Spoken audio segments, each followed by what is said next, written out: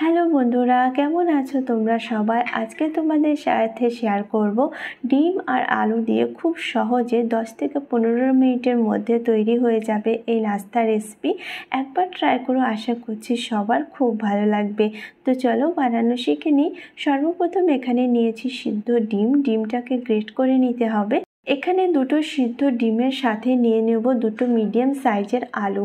তো এখানে ডিমটাকে প্রথমে গ্রেট করে নিচ্ছি, আর তার সাথে সাথে আলুটাকে গ্রেট করে নিলেও হবে বা আলুটা ম্যাশ করে নিতে হবে।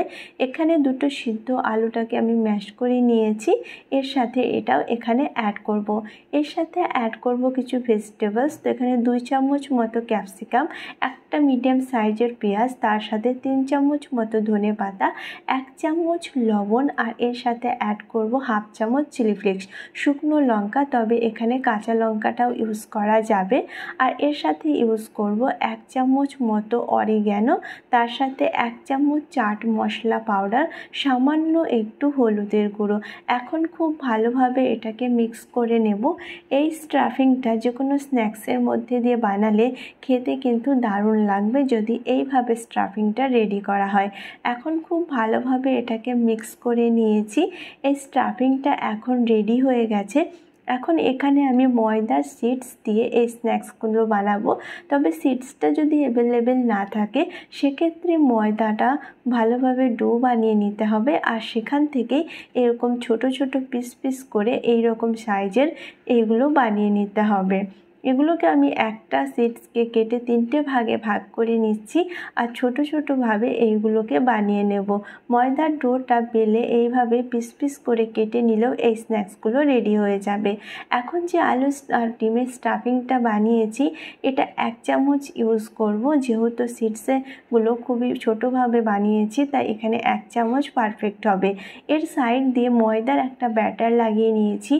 জলে কিছুটা ময়দা দিয়ে ভালোভাবে একটা ব্যাটার বানিয়ে নিয়েছি, আর এটাকে ফোল্ড করতে এই ব্যাটারটা সাহায্য করবে। এখন এইভাবে এই স্ন্যাক্সগুলো বানিয়ে নিচ্ছি। খুব সহজেই দেখতে পাচ্ছ খুব সুন্দর একটা লুক ক্রিয়েট হয়ে যায়, আর তার সাথে সাথে বানানো অনেক বেশি ইজি হয়ে যায়। সিডসটা অবশ্যই মার্কেটে বা অনলাইনে অ্যাভেলেবেল থাকে। খুব কম প্রাইসে অনেক এরকম সিডস কিন্তু নিয়ে নিতে পারবে। তবে সিডসটা অ্যাভেলেবেল না থাকলে সেক্ষেত্রে ময়দা একটা ডো বানিয়ে এইভাবে পিস পিস করে কেটে নিতে হবে। সবগুলো স্ন্যাক্স বানিয়েছি, এখন এগুলোকে ভেজে নিচ্ছি। তেলটা খুব ভালোভাবে গরম করে নিতে হবে, আর তারপরে মিডিয়াম ফ্লেমে এগুলো ভেজে নিতে হবে।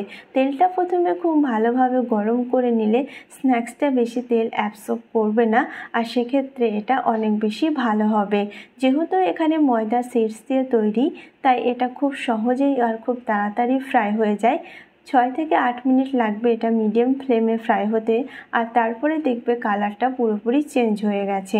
যখন কালারটা এভাবে সুন্দর একটা গোল্ডেন চলে আসবে তখন তেল থেকে এগুলোকে উঠিয়ে নিতে হবে। অনেক বেশি ক্রিস্পি হয়, আর তার সাথে সাথে খেতেও অনেক বেশি মজার হয়। আলু আর ডিম দিয়ে তৈরি এই মজার স্ন্যাক্সের রেসিপি 15 মিনিটের মধ্যে রেডি হয়ে যাবে। আজকের রেসিপি যদি কোথাও ভালো লেগে থাকে অবশ্যই একটা লাইক করো, আর এরকম মজার আর ইজি রেসিপি দেখার জন্য আমার চ্যানেলকে সাবস্ক্রাইব করো। তো দেখতেই পাচ্ছ কতটা বেশি ক্রিস্পি আর কতটা বেশি মজার। খুব অল্প সময়ে রেডি হয়ে গেল এই স্ন্যাক্সের রেসিপি। আশা করছি সবার খুব ভালো লাগবে।